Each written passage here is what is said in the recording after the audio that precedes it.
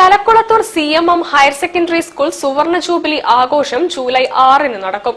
ഇതോടൊപ്പം higher secondary school പ്രവേശനോത്സവത്തിന്റെ സംസ്ഥാനതല ഉദ്ഘാടനവും നടക്കും. കഴിഞ്ഞ കുറേ വർഷങ്ങളായിട്ട് +1 ക്ലാസുകൾ തുടങ്ങുമ്പോഴും നമ്മളിങ്ങനെ പ്രവേശനോത്സവം വളരെ വിപുലമായ രീതിയിൽ തന്നെ സംഘടിപ്പിക്കാറുണ്ട്. ഇപ്രാവശ്യത്തെ പരിപാടിയിൽ രക്ഷിതാക്കൾക്കായി കഴിഞ്ഞ വർഷവും അത് ഉൾപ്പെടുത്തിയിരുന്നു. രക്ഷിതാക്കൾക്കായി പ്രത്യേക ഒരു സെഷൻ ഉൾപ്പെടുത്തിയിട്ടുണ്ട്. ആയിരങ്ങൾക്ക് അറിവിന്റെ മധുരം പകർന്ന് തലക്കുളത്തൂരിന്റെ വൈജ്ഞാനിക സാംസ്കാരിക മണ്ഡലത്തിന് പ്രൗഢിയേകി CMM ഹയർ സെക്കൻഡറി സ്കൂൾ സാർത്ഥകമായ 50 ആണ്ട് പിന്നിടുകയാണ്.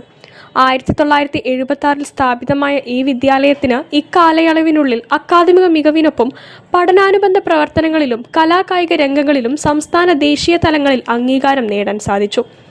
അരനൂറ്റാണ്ടിന്റെ ഈ വിജയകരമായ യാത്ര വിവിധ പരിപാടികളോടെ ആഘോഷിക്കുകയാണ്.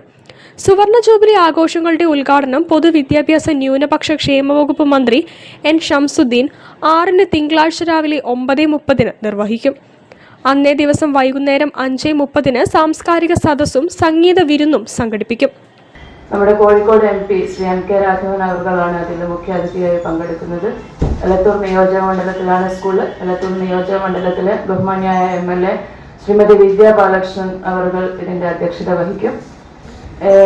ഞങ്ങളെ സംബന്ധിച്ച് ഞങ്ങൾക്ക് ഏറ്റവും വലിയൊരു ചരിത്ര നിമിഷമായിട്ടാണ് ഈ സുവർണ ജൂബിലി ആഘോഷം മാറുന്നത്.